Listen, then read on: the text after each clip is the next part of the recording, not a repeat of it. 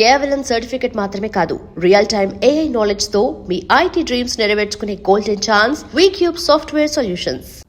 హమాస్ని మొత్తం డిసామ్ చేయాలి అంటే వాళ్ళ ఆయుధాలు మొత్తం తీసుకొని దాన్ని డెస్ట్రాయ్ చేయాల్సి వస్తుంది.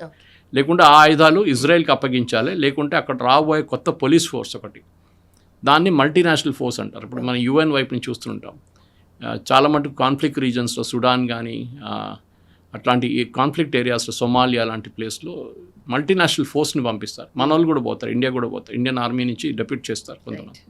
అట్లానే ఒక ఫోర్స్ క్రియేట్ చేస్తున్నారు ఇప్పుడు గాజా కోసం. దాంట్లో చాలామంది 15 కంట్రీస్ రెడీగా ఉన్నారు.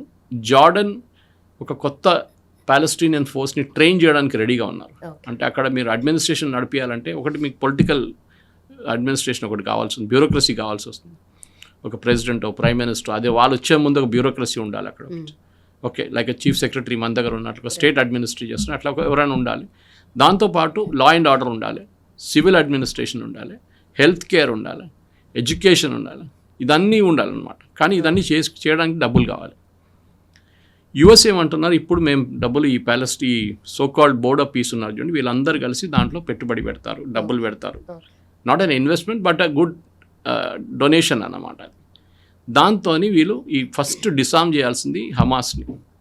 ద ప్రాబ్లం ఎక్కడ వస్తుందంటే, హమాస్ని మీరు డిసామ్ చేయడానికి ట్రై చేస్తే హమాస్లో ఒక 10-20% మంది అగ్రీ చేయరు.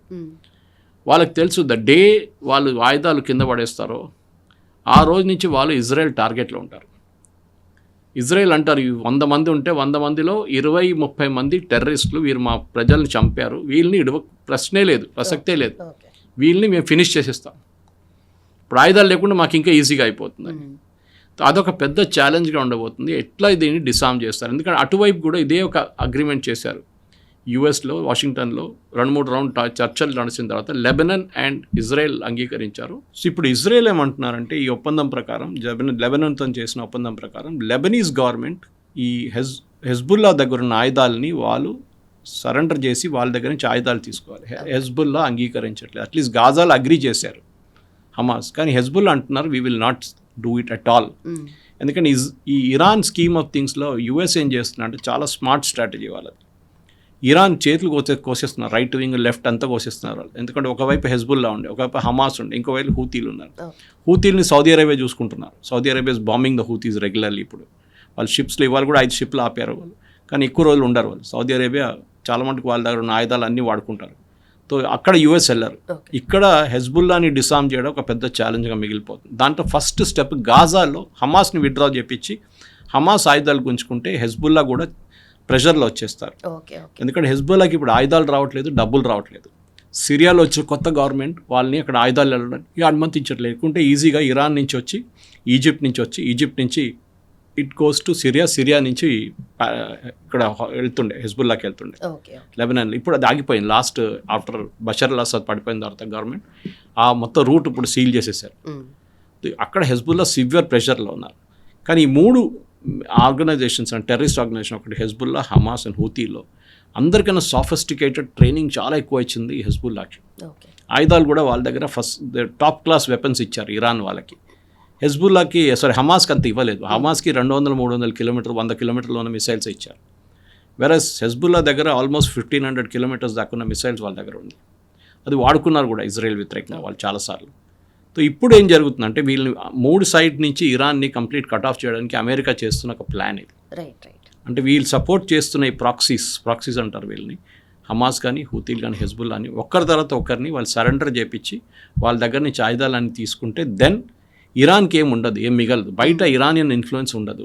ఇప్పుడు నేను చెప్పాను చూడండి, ఇప్పుడు UAE లాంటి దేశాలు దే ఆర్ గోయింగ్ టు సోమాలీల్యాండ్, అక్కడ ఒక ఎయిర్ స్ట్రిప్ కన్స్ట్రక్ట్ చేశారు, డీప్ వాటర్ పోర్ట్ కన్స్ట్రక్ట్ చేశారు.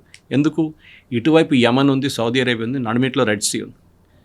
ఓకే, ద బాబల్ మందర్, అక్కడ ఇటువైపు వీళ్ళు కూర్చున్నారు. ఇప్పుడు ఎవరు? ఇజ్రాయలీస్ అండ్ UAE వచ్చి సోమాలీల్యాండ్లో కూర్చున్నారు. సోమాలీల్యాండ్ అంటే ఇట్స్ డెమోక్రటిక్ కంట్రీ. సోమాలియా నుంచి బయటకు వచ్చిన 27 సంవత్సరాల ముందు అక్కడ డెమోక్రసీ ఉంది, జ్యుడిషియరీ ఉంది, చాలా బాగుంది. కానీ ఇట్స్ ఇస్లామిక్ రిపబ్లిక్. కానీ వాళ్ళు ఇజ్రాయెల్తో ఒప్పందం చేసుకుని, Israel is the first country to recognise Somaliland. So వాళ్ళ ప్రెసిడెంట్ కూడా మొన్న జెరూసలంకి వెళ్ళారు, టెల్ అవీవ్కి వెళ్ళారు. సో వాళ్ళు అక్కడ రిలేషన్షిప్ డెవలప్ చేసుకున్నారు. సో ఇజ్రాయెల్ ఇప్పుడు వచ్చి కూర్చున్నారు అక్కడ. ఇజ్రాయెల్కి చాలా స్ట్రాటజిక్ మూవ్ అది, ఎందుకంటే అక్కడ నుంచి వాళ్ళకి ఇరాన్ మీద దాడి చేయడము అక్కడ అంటే చాలా దగ్గర, 200 కిలోమీటర్లు కానీ ఇరాన్ వచ్చేస్తుంది. మాది టెల్ అవీవ్ నుంచి రావాలంటే వాళ్ళకి ఆల్మోస్ట్ 1500 కిలోమీటర్స్ పడుతుంది. Okay. So that's long distance, అది రైట్. రీఫ్యూయలింగ్ చేయాల్సి వస్తుంది, అన్నీ చేయాల్సి వస్తుంది. సో ఇది ఈజీ ఉంటుంది. సో వాళ్ళకి పెద్ద రన్వే డెవలప్ చేశారు యూఏఈ ఇక్కడ సోమాలీల్యాండ్లో. సో ఈ గాజా మీద అంటే హమాస్ మీద ప్రెషర్ పెట్టడానికి యూఎస్ ఇప్పుడు అన్ని చోట్ల నుంచి ప్రెషర్ పెడుతున్నారు. ఓకే, వాళ్ళకి ఫైనాన్షియల్ ఇన్సెంటివ్స్ కూడా బహుశా ఇస్తారేమో, డెఫినెట్గా రీకన్స్ట్రక్షన్ చేసి ఇస్తారు, ఇల్లు కట్టించారు వాళ్ళకు ఉన్న పాపులేషన్కి ఉన్నది. వాళ్ళకి అదే కావాలి ఇప్పుడు, ఎందుకంటే వాళ్ళు they are fed up of the యుద్ధంతో. సేమ్ థింగ్ ఇన్ లెబనన్ కూడా. అక్కడున్న లెబనన్ ఉన్న ప్రజలు కూడా వాళ్ళు అంటున్నారు మాకు యుద్ధంతో సంబంధం లేదు, వీళ్ళెవరో బయట నుంచి వచ్చిన వాళ్ళు ఇక్కడ వచ్చి ఇక్కడ యుద్ధం చేస్తున్నారు. Same with Gaza also. Hamas ఎవరు? Hamas is an outsider. వాళ్ళు ఎందుకు ఇక్కడ వచ్చారు? వాళ్ళు ఇరాన్ షియా బ్యాక్డ్ మిలిషియా వాళ్ళు ఎందుకు మా దగ్గర ఎందుకు వచ్చారు? మేమందరం సున్నీలం. ఇది వీళ్ళ నడిమిట్లోనే గొడవ. So US slowly one by one cut చేసేస్తున్నారు వీళ్ళని. దాంట్లో ఫస్ట్ స్టెప్ హమాస్. బట్ నిజంగానే యూఎస్ అనేది 2 సైడ్స్ ప్రాపర్గా వింటుంది, ఎందుకంటే ఇజ్రాయెల్ని ఆఫ్కోర్స్ స్ట్రాటజిక్ అలైస్గా చూస్తుంది, దాని స్పెషల్ ఇంట్రెస్ట్ దానికి ఉంది. సో ఈ ఓవరాల్ సినారియోలో మళ్ళీ చైనా ఏమన్నా ఆపర్చునిటీస్ కోసం చూస్తుంది అంటారా? చైనాకి దీంట్లో ఛాయిస్ లేదు, ఎందుకంటే చైనాకి జాగ్రఫికల్గా చైనాకి వెస్ట్ ఏషియా చాలా దూరం. ఇరాన్తో వాళ్ళకి సంబంధం ఉంది. ఎస్, ఒకటి ఇరాన్కు కావాల్సిన ఆయుధాల parts especially missiles and drone parts China నుంచి వస్తుండే, ఇప్పుడు ఆగిపోయింది. ఓకే, వాళ్ళకి 2 రూట్స్ ఉండే, ఒకటి షిప్ రూట్ ఒకటి ఉంటుంది, ఇంకోటి తజాకిస్తాన్ నుంచి ఒక రైల్వే లైన్ ఉండే, దాన్ని రీసెంట్లీ యూఎస్ కొట్టేశారు, బాంబ్ చేసేసారు. సో ఆ రూట్ పోయింది ఇప్పుడు. సో ఇరాన్తో సహాయం కోసం చైనా ఎస్, ఎందుకంటే చైనాకు ఆయిల్ కావాలి. వాళ్ళు ఏ దేశంతోనైనా వాళ్ళు రిలేషన్షిప్ డెవలప్ చేసుకుంటే 2, 3 ఉంటుంది, ఒకటి రేర్ ఎర్త్స్ ఉంటుంది, ఒకటి ఆయిల్ ఉంటుంది. సో ఈ ఆయిల్ ఉన్న దేశాల దగ్గరే చైనా రిలేషన్షిప్ పెట్టుకుంటారు. ఇప్పుడు మీరు గాజాకి వెళ్తే ఏం ఆయిల్ ఉంది అక్కడ? ఏం లేదు. Okay, that area doesn't have any oil. So అట్లాంటి వాళ్ళు అక్కడికి వెళ్ళారు. చైనా ఎక్కువ, కానీ చైనా ఆఫ్రికాలో చాలా మటుకు ఇన్వెస్ట్ చేశారు. నేను చెప్పిన ఈ జిబూతి కానీ, జిబూతిలో వాళ్ళకి ఒక ఎయిర్ ఫోర్స్ బేస్ ఉంది, చైనాకి నేవల్ బేస్ ఉంది ఒకటి. అక్కడ పక్కన ఎరిట్రియా ఉంది, ఎరిట్రియాలో గొడవ నడుస్తుంది. సుడాన్లో 2-3 గ్రూపులు కొట్టుకుంటున్నారు, దాంట్లో ఒక గ్రూప్ని యుఏఈ సపోర్ట్ చేస్తున్నారు. ఇదన్నీ జియోపాలిటిక్స్, ఎక్స్పాన్షన్ ఆఫ్ జియోపాలిటిక్స్ అనమాట. ఏ దేశం మనకొక్కరికే, భారతదేశానికి ప్రాబ్లీ ఒక ఇట్లాంటి జాగ్రఫికల్ అంబిషన్ లేదు. మేము రేపు వెళ్ళి ఆ దేశాన్ని కాన్కర్ చేసుకుంటాం, ఇంకో దేశాన్ని కాన్కర్ మనం చేయలేదు, ఎప్పుడు హిస్టరీలో కూడా లేదు మనకి. సో అది కాదు గాజాలో జరుగుతుంది. ఇప్పుడు గాజాలో ఏంటంటే ఒక టెర్రరిస్ట్ గ్రూప్ ఉన్నారు, వాళ్ళని ఇజ్రాయెల్ కొట్టి ఆల్మోస్ట్ ఫినిష్ చేసేసారు. ఇప్పుడు వాళ్ళు అంత్యక్రియలు చేయాల్సి వస్తుంది అనమాట, అంతే.